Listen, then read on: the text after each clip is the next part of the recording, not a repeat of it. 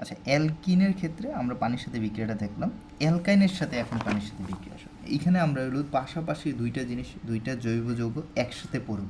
সাইমুলটেনিয়াস পড়াশোনা করলে তাহলে মনে থাকবে যে এইটার সাথে এলো প্রভাবক হিসেবে কোনটা কাজ করবে, আর অ্যালকাইনের সাথে প্রভাবক হিসেবে কোনটা কাজ করবে। যেমন অ্যালকাইনের ক্ষেত্রে আসো, ট্রিপল বন্ড লেখো, ট্রিপল বন্ড এলো হাইড্রোজেন, এটা হলো হাইড্রোজেন। এখানের সাথে এলো আমরা হলো পানির বিক্রিয়া, পানি অলওয়েজ আমরা কী লাগবো, হাইড্রোজেন আর হলো হাইড্রোক্সিল আয়ন। এইখানে প্রভাবক হিসেবে কাজ করবে কি, 20% হলো সালফিউরিক অ্যাসিড, 2% হলো মার্কিউরি সালফেট, আর হলো 80 to 100 ডিগ্রি সেলসিয়াস টেম্পারেচার।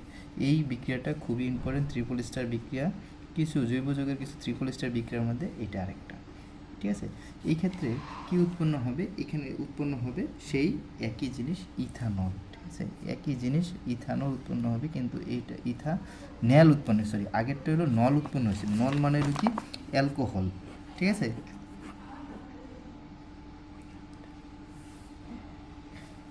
আগে উৎপন্ন হয়েছিল অ্যালকোহল, কিন্তু অ্যালকাইন থেকে যেটা উৎপন্ন হবে, অ্যালকাইন থেকে উৎপন্ন হবে অ্যালডিহাইড উৎপন্ন হবে। কি, অ্যালডিহাইড। এটা অ্যালডিহাইডের প্রস্তুতির ক্ষেত্রে আবার আমরা দেখব, অ্যালডিহাইডের প্রস্তুতির ক্ষেত্রে এই জিনিসটা দেখা যাবে। ঠিক আছে, আমরা আপাতত এটা হলো ইয়ে করে লিখে নিই যে এটা হলো অ্যালডিহাইড উৎপন্ন হবে। অ্যালডিহাইড কীভাবে লিখে, সি, এখানে হলো দুই মানে হলো এখানে দুইটা বন্ডই ভাঙে। ঠিক আছে, এখানে প্রথমে এই বন্ডটা ভাঙে, এটা হলো স্পেশাল বিক্রিয়া, জৈব যৌগের একটা স্পেশাল বিক্রিয়ার মধ্যে এটা একটা। দুইটা মানে বন্ডই ভাঙে, প্রথমে দুইটা বন্ড ভাঙলে হলো কী হয়, এখানে তাহলে কার্বনের দুইটা হাত ফাঁকা হচ্ছে, কার্বনের এক হাতে হলো হাইড্রোজেন, এই হাতেও হাইড্রোজেন হয়, এই হাতেও হাইড্রোজেন হয়, আর হলো সরাসরি হলো কার্বনটা হলো এই হাইড্রোজেনটা চলে যায় এই কার্বনের সাথে, আর হলো এই তাহলে কার্বনের কয়টা হাত ফাঁকা হলো, এখানে হলো একটা হাত ফাঁকা হলো, যেটা হলো অক্সিজেন হাইড্রোক্সিল আয়ন দ্বারা পূর্ণ হয়ে যাচ্ছে। ঠিক আছে, এটা অ্যালডিহাইড।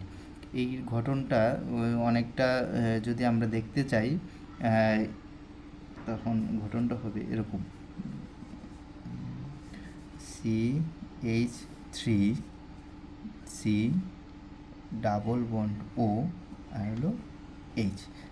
এইভাবে দেখলে কখনোই বোঝা যাবে না যে কার্বনের 4টা হাত পূর্ণ হয়েছে। যদি এই গঠনটা দেখি তাহলে বোঝা যায় যে কার্বনেরও 4টা হাত পূর্ণ হয়েছে, অক্সিজেনেরও 4টা হাত পূর্ণ হয়েছে, এবং হাইড্রোজেন অন্য হাতটা হাইড্রোজেন দ্বারা পূর্ণ হয়ে গেছে। ঘটনটা অ্যালডিহাইডের ঘটনটা হলো এরকম।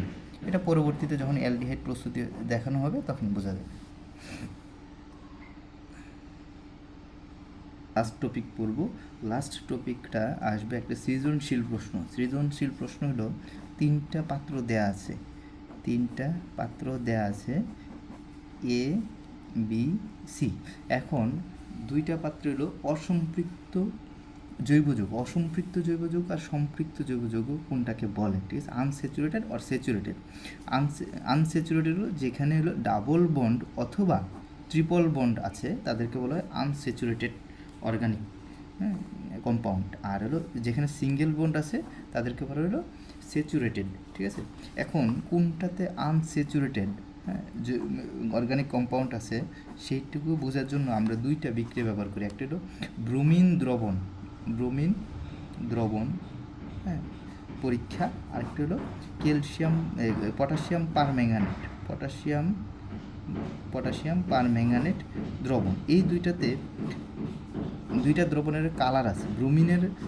ব্রোমিন দ্রবণ পরীক্ষাতে রেড কালার, ব্রোমিন দ্রবণের কালারটা কি, রেড কালার। যখন অসম্পৃক্ত জৈব যৌগসমূহ এখানে ব্রোমিনের সাথে বিক্রিয়া করে তখন তার রেড কালারটা থাকে না। ঠিক আছে, আর পটাশিয়াম পারম্যাঙ্গানেটের কালার হলো গোলাপি কালারটা হলো দ্রবীত হয়। এইগুলো কখন দ্রবীত হয়, যখন অসম্পৃক্ত জিনিসগুলো এসে বিক্রিয়া করবে তখনই এদের কালার থাকবে না, কিন্তু সম্পৃক্তদের সাথে এরা কোনো বিক্রিয়া করে না এবং কালারটা দ্রবীত করে না। তাইলে বোঝা যাবে যে এগুলো যৌগটা অসম্পৃক্ত না সম্পৃক্ত। ঠিক আছে, আচ্ছা পরীক্ষায় যদি আসে তাহলে যেমন হলো কি, আমরা একটু দেখি কীভাবে লিখতে হয়। যেমন হলো অ্যালকিনের ক্ষেত্রে ডাবল বন্ড, ইথাইনের ক্ষেত্রে ডাবল বন্ড প্লাস হলো ব্রোমিন। হ্যাঁ, ঠিক আছে, ব্রোমিনটাকে আমরা লিখি BR আর হলো বিআর। তাহলে এটা যদি সিঙ্গেল এই ডাবল বন্ডটুকু ভাঙি, তাহলে একটা সিঙ্গেল বন্ড এই পাশে একটা যুক্ত হবে, এই পাশে যুক্ত হবে। তাহলে এটার সাথে ব্রোমিন, এটার সাথে ব্রোমিন লিখে দিলাম। সহজেই বিক্রিয়াটা সহজ, কিন্তু হলো বিক্রিয়ার জিনিসটা কি, আমার ব্রোমিনের যে লাল বর্ণ ছিল, এই যে লাল বর্ণটুকু থাকবে না। তাইলে বুঝতে পারবো যে যৌগটা হলো কি অসম্পৃক্ত না সম্পৃক্ত।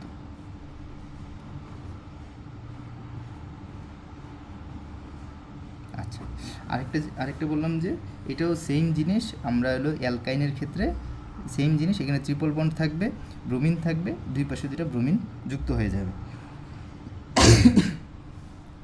আচ্ছা, পটাশিয়াম পারম্যাঙ্গানেট। পটাশিয়াম পারম্যাঙ্গানেটের সাথে সে কীভাবে বিক্রিয়া করে? সাধারণত পটাশিয়াম পারম্যাঙ্গানেট আমরা দেখি যে বিক্রিয়াটা দেখি ডাবল বন্ড CH2, ঠিক আছে? সুবিধার জন্য যদি লিখতে হয় তাহলে এটাকেও লেখা যায়, আমি আর লিখলাম না।